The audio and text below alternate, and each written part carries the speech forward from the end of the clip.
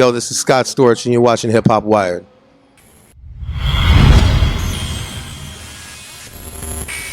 HIP-HOPWIRED here with the legendary producer Scott Storch. That's S-T-O-R Storch.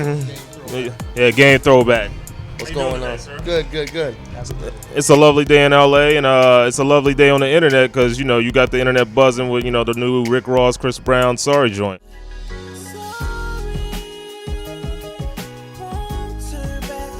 How'd that come about?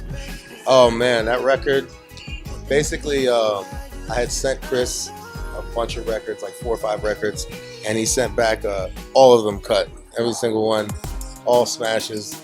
And that one, I decided to just shoot it right over to Rick Ross's house. He went crazy over it. It was instantaneous. And so everything going on, I believe, with both of them in their lives, personal, romantic worlds, it applied. So yeah, it's got the video.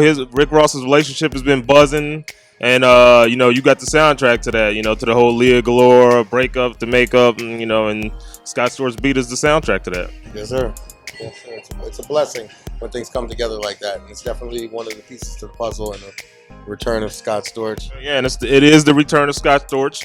It was a highly publicized story last summer. That you blew half your fortune or all of your fortune. Went bankrupt, but now there was a headline. I think it was a TMZ headline that said, these Rick Ross, Tiger, Chris Brown beats is going to bring you back into good graces with your financial status. How true was that? Yeah, it's definitely off to a good start. Things are never really as bad as you think they are from the press and what they say, but we're cleaning everything up in my life right now, and I'm in good health, good mindset. I got great partners and good relationships going now. So, okay. And you said you produced like ever since you were like a teenager, and so like when you actually got to take a chance to take a break, is that when all the fun and partying started? When all the fun started, yeah. It was a good 6-year run of just making up for, I guess, being locked up in the studio since I was 16. You put that much money with somebody that, has never had it like that before, and all of a sudden, you're famous, and, you're in the limelight, you start hanging with the wrong people, and drugs come into play, and I went in. I had a blast for a while, but that never turns out good at the end. During that whole, lull and party time, were you still producing, or you just? Not really. No, I was just traveling and partying and just hanging out, chasing girls, and that stuff gets old, and you have to be able to look in the mirror and look into the eyes of your children and feel good about yourself. And I knew I had to make a change.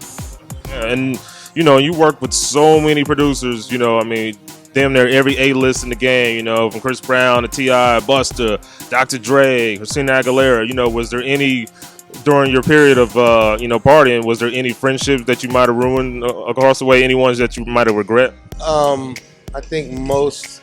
I regret the way I treated Dr. Dre after he so graciously opened up the doors to his kingdom to me, and I know the mistakes I made were 100% drug induced, and I just feel like that relationship isn't over, and I hope to work with him in the future, and hopefully he can accept me back into his good graces.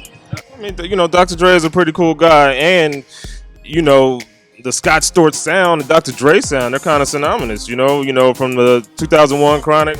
Dre had a whole world of hits before I came into play. And he did, but when he made his comeback for 2001, you were big instrumental in that. And it was a team. It was me, him, Melman, and the whole crew. Mike Elizondo.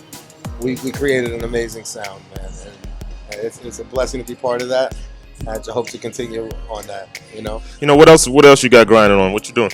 Well, I just aligned forces with actually one of my comrades who I met through Dre and his camp, Che, who's now with Good Music and Kanye West.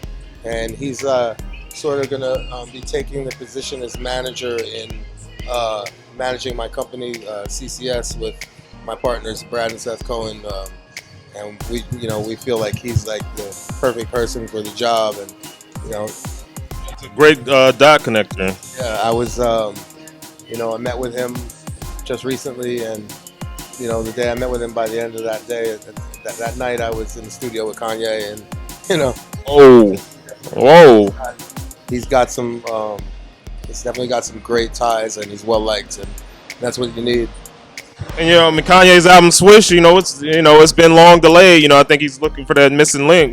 Could you? Fire, I tell you that. But I mean, could you add to the boost? I hope to. Yeah, if he's good enough to let me in on that, that'll be awesome. But I think he's definitely vibing with what I'm doing now too. So Everybody's gonna open their doors to work with you. But down the line, can we see like a compilation or a one artist Scott Storch produced album? absolutely. I just completed an album with Mario. The singer. Yes. He and I worked together back in the day. We made one of the longest running #1 songs ever in history, "Let Me Love You." And we came back and reunited almost 10 years later and made an incredible album. It's magic. Magic.